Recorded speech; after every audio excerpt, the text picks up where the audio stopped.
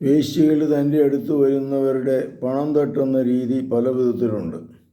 ഒന്ന്, വേശ്യാവൃത്തിയിലൂടെ അമിതമായിട്ട് പൈസ മേടിക്കാറുണ്ട്. വേറെ ചിലർ വേശ്യാവൃത്തി നടത്തുന്ന അവരുടെ ഡ്രസ്സിൽ നിന്ന്, പോക്കറ്റിൽ നിന്ന് പണം തട്ടിയെടുക്കാറുണ്ട്. വേറെ കുറച്ചുകൂടെ വിചിത്രമായ രീതി കണ്ടത് ഈ ഒരിക്കൽ ഒരു സഹോദരൻ എൻ്റെ അടുത്ത് വന്നു. ഒരു വേശ്യയായിട്ട് അയാൾ പരിചയപ്പെട്ടു. അവൾ വരാവോ എന്ന് ചോദിച്ചു. ഇവൻ തരാവോ എന്ന് ചോദിച്ചു. തരാമെന്ന് പറഞ്ഞു.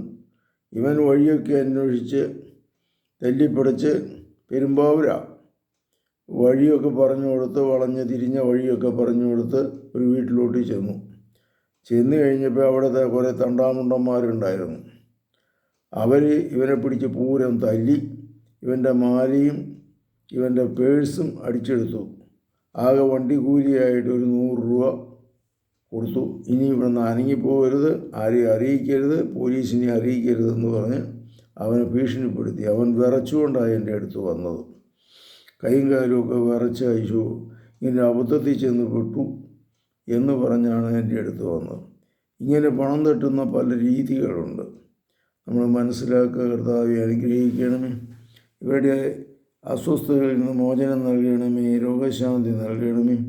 കർത്താവെ മക്കളെ അനുഗ്രഹിക്കണമേ. തിന്മയിൽ നിന്ന് ഇവർക്ക് മോചനം നൽകണമേ.